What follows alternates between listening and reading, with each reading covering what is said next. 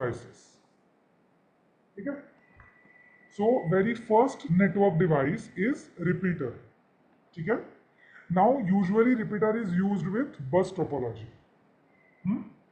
Repeater क्या करता है by default? Repeater just repeats और रीजनरेट्स द सिग्नल। क्योंकि हमें क्या पता है, किसी भी केबल सेगमेंट का एक लिमिटेशन है ना, कितने डिस्टेंस तक डेटा वो कैरी करेगा। जैसे अगर हम थिकनेट बोलते हैं तो 500 मीटर्स तक डेटा कैरी होता है, 200 मीटर तक जाता है थिननेट में, राइट। अगर आपको वो डिस्टेंस इंक्रीज करना है अबाउट 200 मीटर, तो बीच में क्या लगाए जाते हैं? रिपीटर लगाए जाते हैं, ठीक है। तो रिपीटर एक ऐसा डिवाइस होता है जिसमें सिर्फ दो पोर्ट होते हैं, एक इनपुट। स्पीड नहीं कम होने वाली। देखो सिग्नल पूरा खत्म हो जाएगा 200 मीटर जैसे वो केबल सेगमेंट जाएगी, सिग्नल लॉस हो जाएगा। तो आप आगे अगर भेजना है सिग्नल, तो सिग्नल तो चाहिए प्रेजेंट। स्पीड में नहीं कोई फर्क पड़ेगा, क्योंकि रिपीटर सिर्फ क्या करेगा? रीजनरेट करेगा सिग्नल और सेंड कर देगा। तो अगर आप बोल रहे हो कि मेरे केबल की कैपेसिटी 10 एमबीपीएस है, तो थ्रू आउट कम्युनिकेशन किससे होगा? 10 एमबीपीएस से ही होगा। रिपीटर लगाने से स्पीड पे कोई इफेक्ट नहीं होने वाला। स्पीड पे इफेक्ट किससे होता है? कल हमने डिस्कस किया, कोलिजन से। जितने ज्यादा कोलिजन बढ़ेंगे उतना स्पीड कम होगा। मतलब अगर आप बोल रहे हो कि 10 एमबीपीएस स्पीड है हाफ ड्यूप्लेक्स में, तो never you are going to get 10 Mbps. 4-5 Mbps speed किसमें जाएगा? कोलिजन को अवॉइड करने में। तो आपको अल्टीमेट स्पीड मिलेगा 5 to 6 एमबीपीएस। मतलब हम बोलते हैं कि 10 एमबीपीएस से डेटा जा रहा है, बट एक्चुअल हाफ ड्यूप्लेक्स में वो कभी 10 एमबीपीएस से नहीं जाता, ठीक है। रिपीटर का सिर्फ काम क्या है? To regenerate, just to extend the length. मतलब मुझे 400 मीटर्स में प्लान बनाना है, एंड सपोज मेरे पास थिन नेट केबल है, तो अब एक थिन नेट केबल सेगमेंट तो 400 मीटर जाएगी नहीं, तो वो कहां तक जा सकती है? 200। तो बिलो 200 आप क्या लगा दोगे? Repeater, right. तो अब यहाँ पे हमने सबसे पहले दिन कम्युनिकेशन डिस्कस किया था, तो आपको याद होगा एनालॉग और डिजिटल दो टाइप के कम्युनिकेशन है हमारे पास, राइट। एनालॉग में हमारा कंटिन्यूअस सिग्नल जाता है ना, साइन वेव, और डिजिटल में क्या होता है? स्क्वायर वेव, मतलब 0 और 1, दो लेवल्स, ठीक है। तो एनालॉग रिपीटर क्या करता है? सिग्नल को बूस्ट करता है। मतलब जब वो अटेन्यूएट होगा तो क्या होगा? छोटा छोटा होता जाएगा सिग्नल। तो जब रिपीटर लगाएंगे तो वापस क्या करेगा? सिग्नल को रिस्टोर जितना था, ठीक है। बट अब डिजिटल रिपीटर में तो स्क्वायर वेव है ना, तो अटेन्यूएशन की वजह से क्या होता है? स्क्वायर वेव अटेन्यूएट हो जाती है। तो डिजिटल रिपीटर एक्चुअली क्या करता है? Reshape the signal. वो उसमें एम्पलीट्यूड नहीं बढ़ाने वाला, राइट। वो सिर्फ क्या करेगा? उसे रीशेप करेगा, रिस्टोर करेगा और आगे भेज देगा। बट रिपीटर कहाँ यूज होते थे? बस टोपोलॉजी में। अब कोई बस टोपोलॉजी यूज करता है क्या? तो मतलब रिपीटर अब आपको दिखेंगे क्या? नहीं दिखेंगे। रिपीटर अब हम यूज करते हैं, कैसे करते हैं? देखो आपके घर में वाईफाई राउटर होता है ना। वो एक किसी रूम में आप लगाते हो, तो अब अगर उस रूम के बाहर आपको ज्यादा डिस्टेंस तक उसके सिग्नल्स चाहिए, तो बीच में जितने वॉल्स आते हैं ना, वो सिग्नल वीक होता जाता है। अगर ओपन स्पेस होगी तो सिग्नल अच्छा मिलता है, बीच में अगर वॉल आएंगी तो सिग्नल वीक होगा, ठीक है। तो अगर ऐसा है तो बीच में क्या करते हैं हम लोग? और एक राउटर लगाते हैं वाईफाई का, ठीक है। बट वो राउटर एज ए रिपीटर काम करता है, मतलब उसको सिग्नल मिलता है एक्चुअल राउटर से, वो उसे क्या करता है? रिपीट, और उसके आगे सेंड। मतलब अभी हम क्या करते हैं? राउटर को as a sometimes repeater use करते हैं, या तो हमारे पास जो हब नाम का डिवाइस है लैन में, वो भी इन अ वे एक रिपीटर ही होता है। सिर्फ रिपीटर में दो ही पोर्ट है, इनपुट और आउटपुट। अगर आप हब की बात करेंगे तो hub has multiple ports. Is that clear? तो पहला डिवाइस यूज हुआ रिपीटर बस टोपोलॉजी में, just to extend the length of the communication. उसके बाद स्टार टोपोलॉजी में जो पहला डिवाइस इंप्लीमेंट किया गया, दैट इज हब, ठीक है। अब देखो हब का सिंबल क्या है? Rectangle with single by directional arrow. मतलब अब अगर कभी आपको टोपोलॉजी दिखती है, कोई डिजाइन मिलता है नेटवर्क का, और वहां पे अगर आप ये सिंबल देखोगे, तो what you need to identify? This is hub, ठीक है। ये अगर आपको सिंबल टोपोलॉजी में कहीं भी दिखेगा, तो आप क्या समझोगे? यहाँ पे हब यूज किया है, ठीक है। तो single by directional arrow in a rectangle is hub, ठीक है। तो देखो क्या लिखा है यहाँ, it is the first central device used in star topology.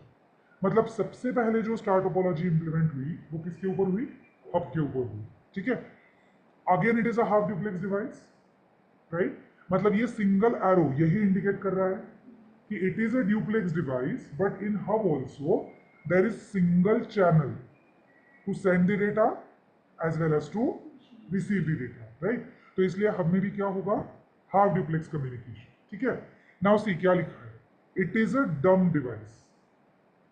अब डम डिवाइस का मतलब क्या है, व्हेन यू से हम इज अ डम डिवाइस, कल हमने देखा था कि दो तरह के एड्रेसेस कम्युनिकेशन में लगते हैं, अगर आपको याद होगा। कौन कौन से एड्रेस देखे थे हमने, मैक और आईपी, राइट। किसी भी पीसी के पास खुद का फिजिकल एड्रेस होता है जिसे मैक एड्रेस कहते हैं, और उसके ऊपर हम लोग एड्रेस जो असाइन करते हैं उसे आईपी एड्रेस कहा जाता है, ठीक है। और हमने कल ये भी देखा था कि जब डेटा क्रिएट होता है सेंड करने के लिए, तो वो कैसे क्रिएट होता है, with both the addresses, yes और नो।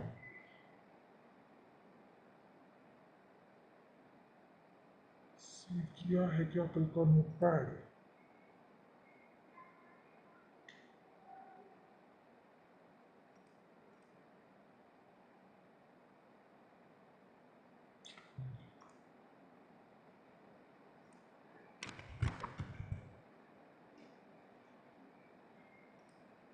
देखो हमने कल ये देखा था कि whenever there are two PCs, दो तरह के एड्रेसेस होते हैं, correct, two types of addresses. First हमने क्या लिखा था, मैक एड्रेस, यस और नो, मैक एड्रेस जिसे क्या बोला जाता है, फिजिकल एड्रेस, करेक्ट। किसके ऊपर होता है ये, it is hard coded on NIC, right. आप जो नेटवर्क इंटरफेस कार्ड लेते हो जहां पोर्ट मिलता है केबल कनेक्ट करने के लिए, उस कार्ड के ऊपर ये एड्रेस होता है। तो उस कार्ड का मैन्युफैक्चरर ये एड्रेस उस पर्टिकुलर कार्ड को असाइन करता है, और मैंने आपको बताया था कि ये एड्रेस होता है 48 बिट का, correct. This is 48 bit binary address. और दूसरा एड्रेस जो हर एक सिस्टम को हम असाइन करते हैं, that is known as IP address, ठीक है, जिसे क्या बोला जाता है, लॉजिकल एड्रेस, करेक्ट।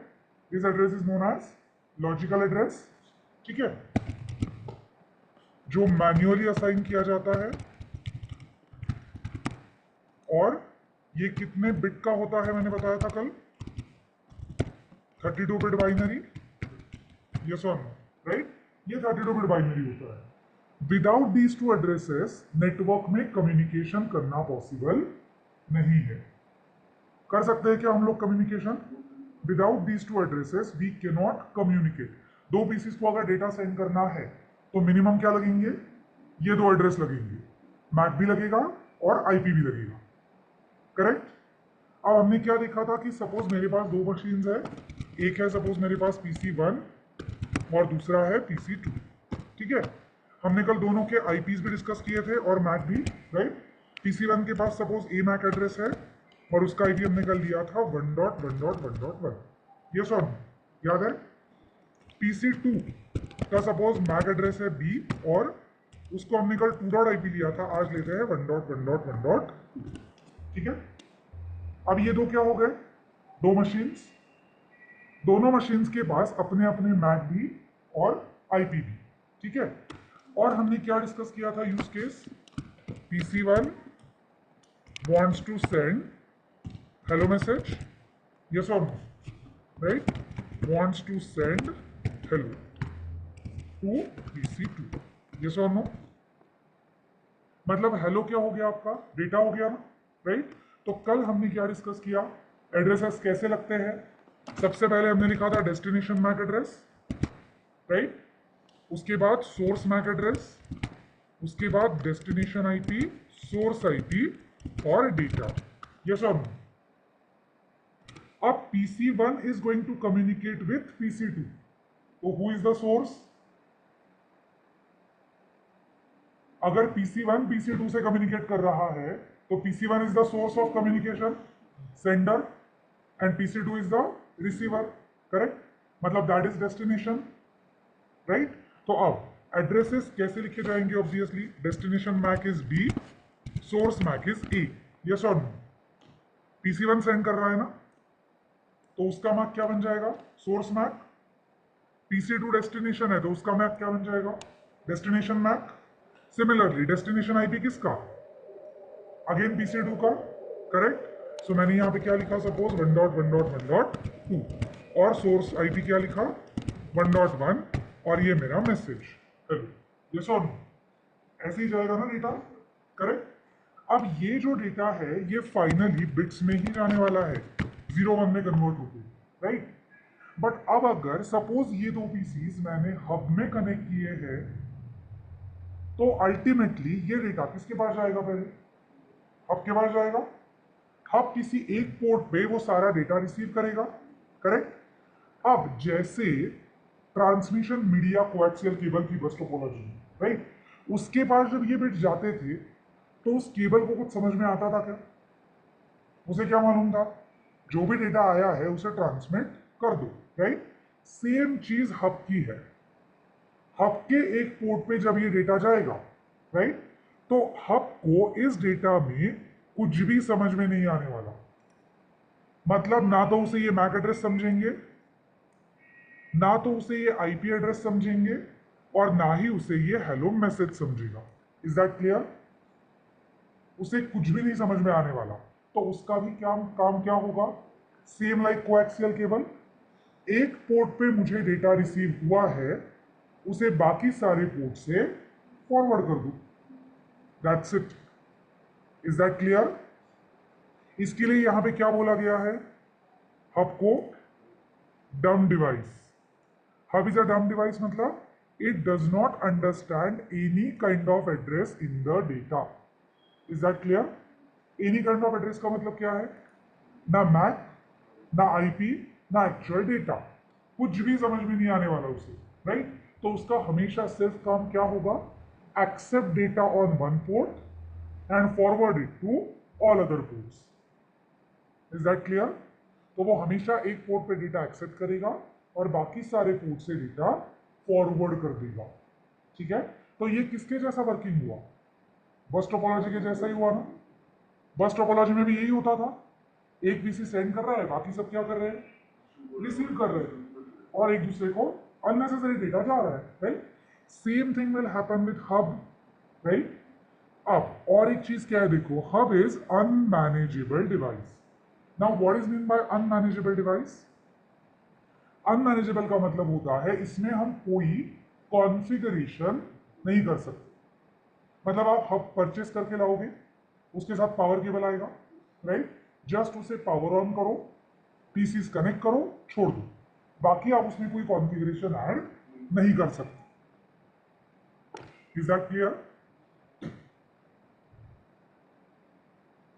और कॉन्फ़िगरेशन की वैसे उसको जरूरत भी नहीं पड़ती.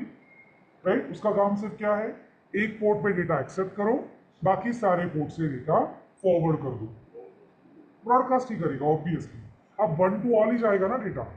देखो उसे अगर एड्रेसेस समझ में आते तो वो सोच सकता ना कि डेटा कहाँ भेजना है. बट हब को अगर कुछ भी समझ में नहीं आने वाला तो उसका काम वही होगा ना कि एक पोर्ट पे डेटा एक्सेप्ट करो, बाकी सारे पोर्ट से फॉरवर्ड कर दो. मतलब 1 to ऑल ही कम्युनिकेशन होने वाला है हमेशा. तो अगर 1 to ऑल कम्युनिकेशन होगा तो it will be broadcast. Collision तो होंगे ऑब्वियसली. तो not more than one PC can send simultaneously. क्यों? एक ही है ना पाथ. अगर PC1 सपोज कुछ सेंड कर रहा है, राइट, तो PC2 नहीं कर सकता ना. क्योंकि PC2 क्यों नहीं कर सकता? जब PC2 सेंड करेगा तो कहाँ आएगा डेटा? सेम केबल पे आएगा. अब वहां पे ऑलरेडी PC1 का डेटा है, PC2 का डेटा आएगा तो दोनों डेटा क्या हो जाएंगे? कोलाइड हो जाएंगे. मतलब same like bus topology, if one PC is sending, remaining all PCs has to receive only, और वेट ही करना पड़ेगा. तो यहाँ पे भी सेम प्रिंसिपल अप्लाई होने वाला है ना, C S M S C D, yes और no, same principle will be applicable here जो बस टोपोलॉजी में था, correct? So see, whenever hub receives data on one interface, it will forward it to all other interfaces, so always one to all communication. Clear? तो ये sentence important है. Star topology using hub is nothing but logical bus. मतलब logically communication कैसे हो रहा है, जैसे बस टोपोलॉजी में होता था वैसे ही, सिर्फ डिजाइन क्या है, बस की जगह स्टार है और बीच में क्या आ गया, हब आ गया, ठीक है? बट इसका working principle same like bus topology. Is that clear? इस सेंटेंस का मीनिंग समझ में आया? What is mean by logical bus? Communication will be same like bus topology, only difference is the design. ठीक है? डिजाइन क्या है, अब स्टार है और बीच में हमने क्या लगा दिया, हब लगा दिया. ठीक है? तो हब को ही क्या बोला जाता है, देखिए, मल्टी पोर्ट रिपीटर. क्योंकि अब ये भी और क्या काम कर रहा है, कुछ भी नहीं कर रहा है ना, सिर्फ रिपीट करने का काम कर रहा है सिग्नल एक पोर्ट पे लेके. सिर्फ इसके पास मल्टीपल पोर्ट अवेलेबल है, तो इसके पास 4 पोर्ट हो सकते हैं, 8 पोर्ट हो सकते हैं, कभी 16 पोर्ट भी हो सकते हैं. क्लियर? अब यहां पे एक सबसे इंपॉर्टेंट 2 चीजें हैं जो आपको अंडरस्टैंड करनी है. One is the collision domain and the other is broadcast domain. ठीक है? अब देखो, कोलिजन डोमेन का मतलब क्या है. It is an area in the network where if more than one PC starts sending data, collision occurs. ठीक है? तो अब देखो यहां, अगर सपोज आपके पास ये 8 पोर्ट का हब है, ठीक है? इस 8 पोर्ट पे आपने सपोज 8 पीसीस कनेक्ट कर दिए, मतलब एक हब में अब कितने पीसीस है, 8. ठीक है? 8 पीसी में से कितने पीसी एक टाइम सेंड कर सकते हैं, एक ही करेगा ना, क्योंकि all are connected to same hub, correct? तो एक पीसी अगर सेंड कर रहा है तो बाकी सबको वेट ही करना पड़ेगा जब तक उसका ट्रांसमिशन कंप्लीट नहीं होता, राइट? तो आप क्या बोलोगे, all the ports of the hub, 8 के 8 पोर्ट किसके, हब के, कितने कोलिजन डोमेन का पार्ट है, सिंगल कोलिजन डोमेन, यस और नो? 8 पोर्ट पे कनेक्टेड पीसी में से अगर कोई भी 2 पीसी एक साथ डेटा सेंड करना स्टार्ट करेंगे तो कोलिजन होगा. तो अगर कोलिजन होगा तो all the 8 ports of hub will be known as single collision domain. Is that clear? सबको समझ में आया कोलिजन डोमेन क्या होता है?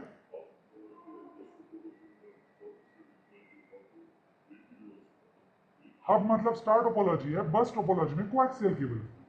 इसीलिए ऊपर एक सेंटेंस था ना कि communication through hub is just like logical बस.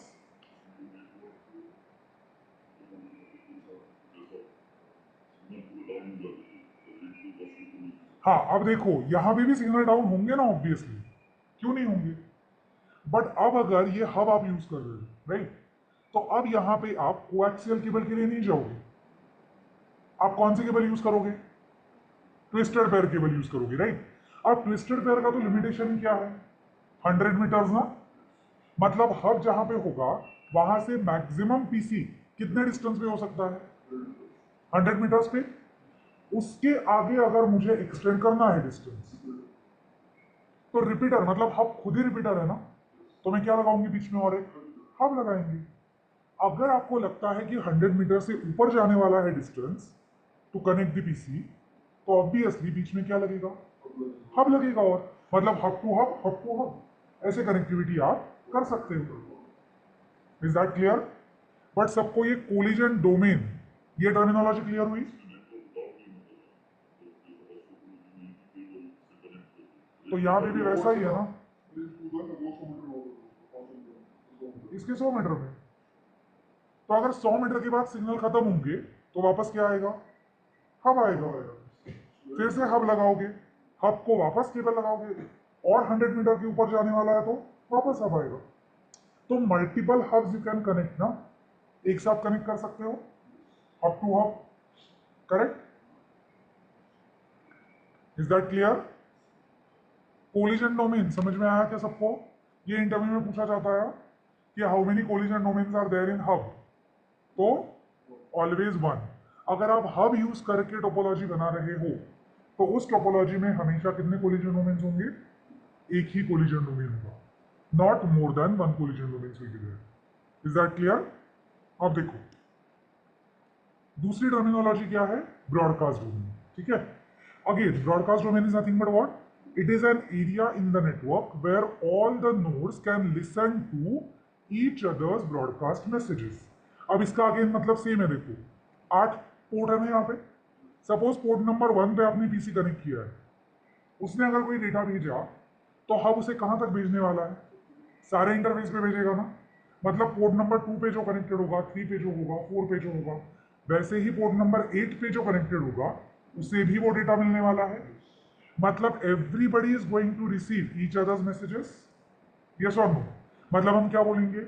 All these interfaces are part of same broadcast domain as well. Is that clear?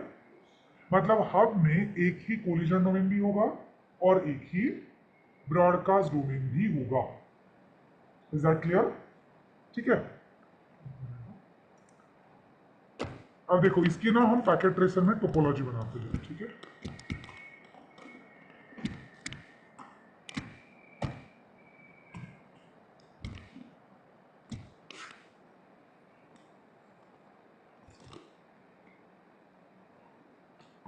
just a moment.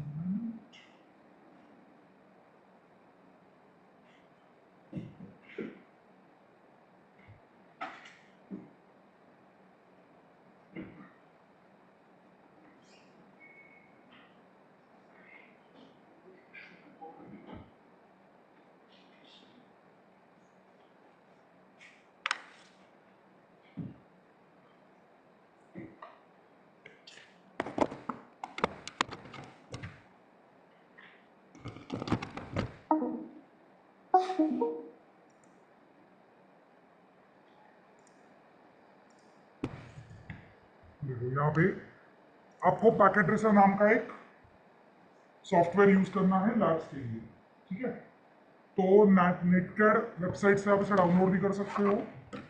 अगर चाहिए सेटअप तो यहाँ से लेके जाओ, आपके पास होगा भी शायद लैपटॉप में। तो नेटकैड पे सिर्फ आपको एक लॉगिन क्रिएट करना पड़ेगा, अकाउंट, ताकि आप उसमें लैब्स बना के सेव कर सको। क्योंकि आजकल नए वर्जन में तो वो विदाउट लॉगिन एक भी लैब नहीं करने देता। पहले एटलीस्ट वो 3 लैब सेव करने देता था, मतलब ओपन होता था पैकेट ट्रेसर गेस्ट लॉगिन से, बट अब उन्होंने वो बंद ही कर दिया शायद गेस्ट लॉगिन। अब वो बोलते हैं कि अकाउंट ही क्रिएट करो।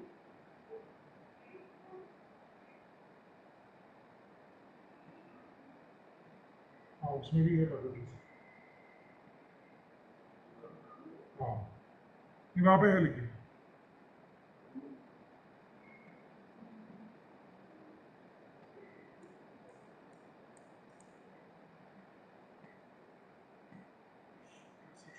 इसमें गया लॉगिन पेज पे।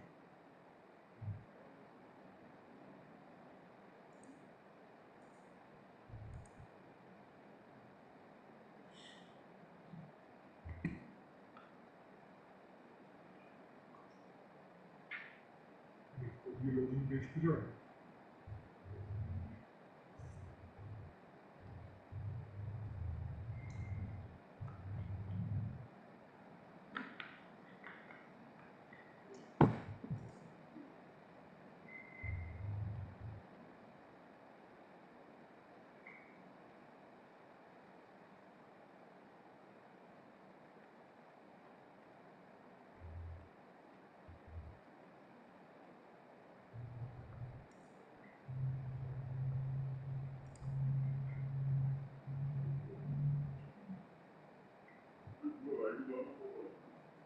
नहीं मैंने वो लॉगिन 3 महीने के लिए कर दिया ना, keep me log in for 3 months, तो आप नहीं पूछेगा वो वापस।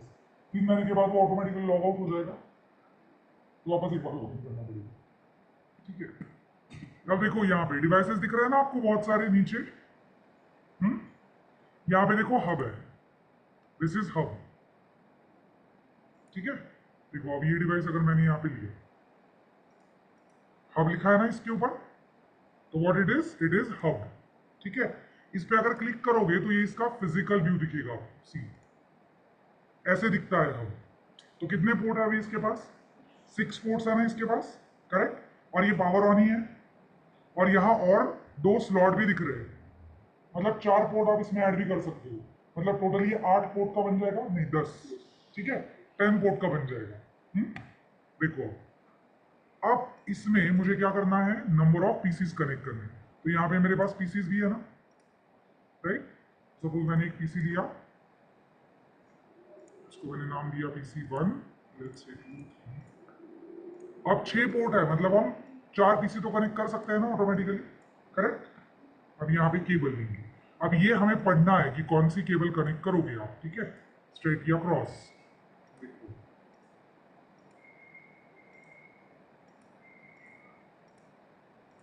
देखो आपको अगर ऑब्जर्व हो रहा होगा तो ये सारी लिंक आपको क्या दिख रही है, ग्रीन दिख रही है ना।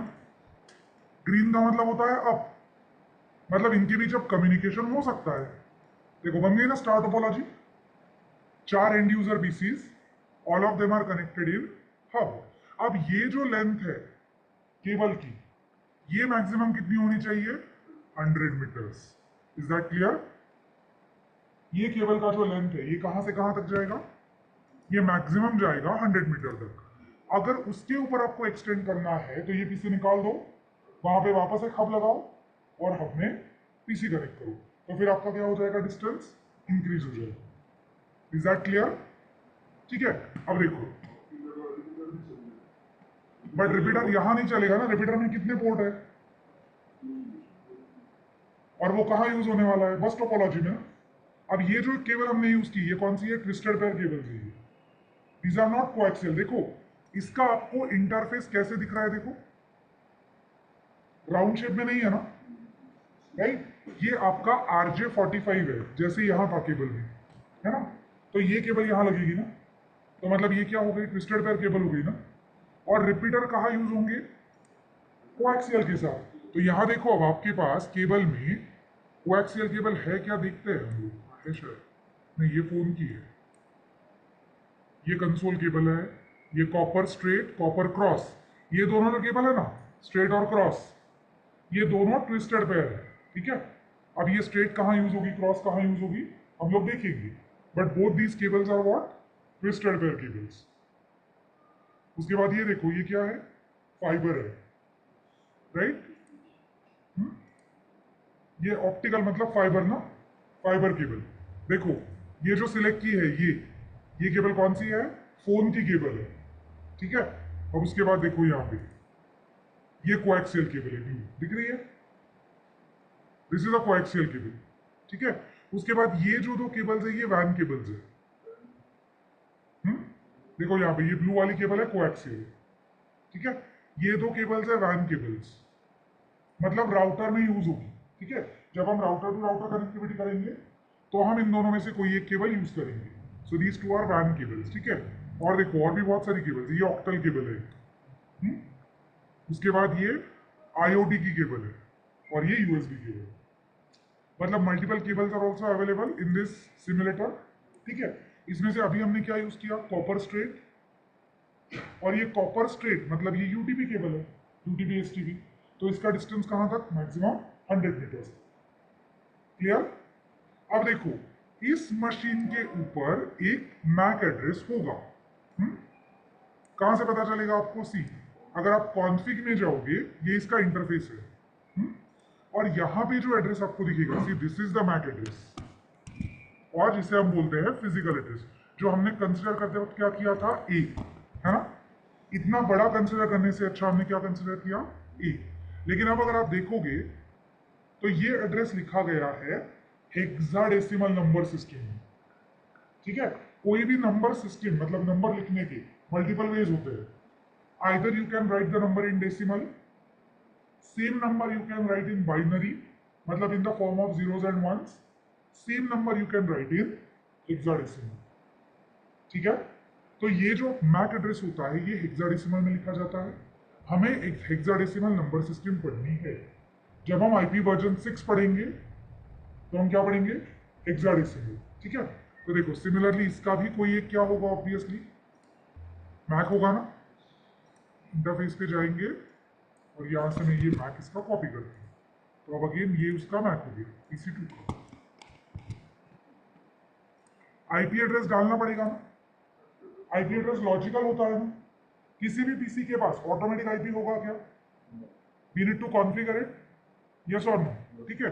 मैक एड्रेस तो हमेशा होता है उनके पास, तो वो हमें पता चल रहा है कि yes MAC address is there.